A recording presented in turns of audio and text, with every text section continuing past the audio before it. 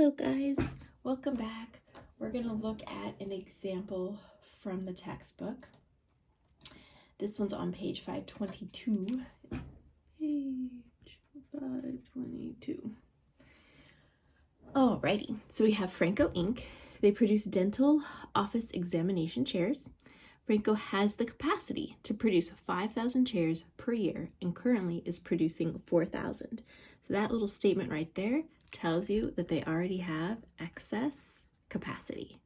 Okay, so they can realistically consider additional orders. They have 1,000 units that they can potentially make that they're currently not making. Each chair retails for $2,800, so that's their normal selling price.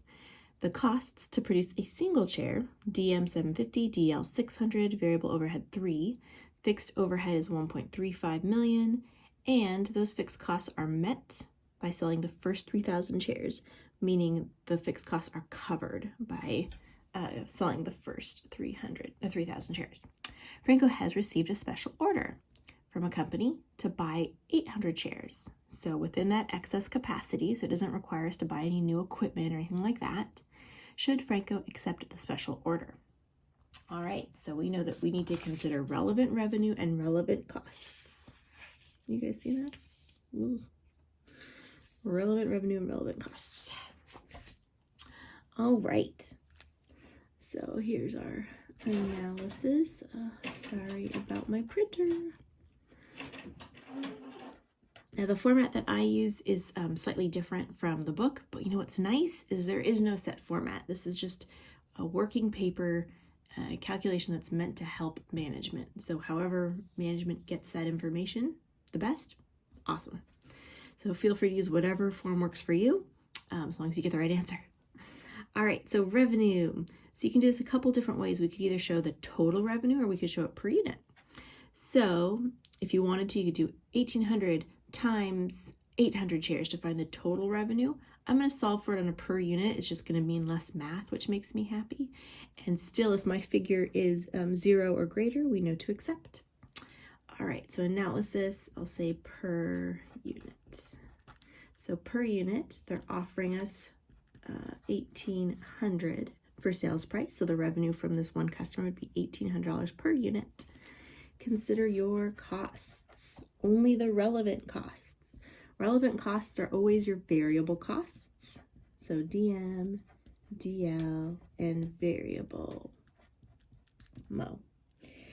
Sometimes you have to include fixed costs. It depends on whether or not it's relevant. How we know it's not relevant here is that those fixed costs are already met. There are no additional fixed costs. So relevant costs are only any additional amounts because of this order.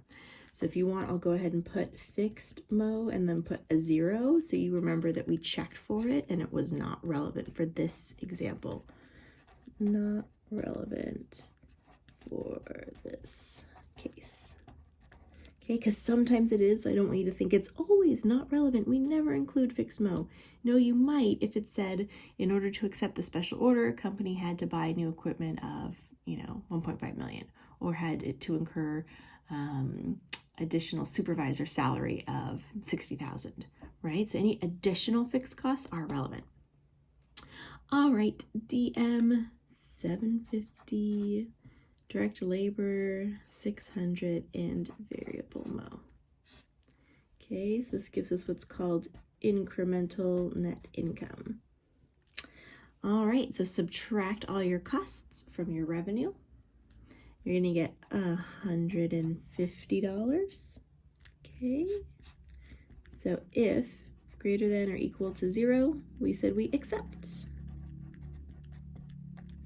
So based on our financial calculation, we would tell the company to go ahead and accept this special order because it's going to generate $150 per chair ordered. But again, we don't want to turn a blind eye. We should also consider any qualitative factors. But that again is for a more advanced class, but I just want you to know it's something that a good company and good manager would consider. All right, good job.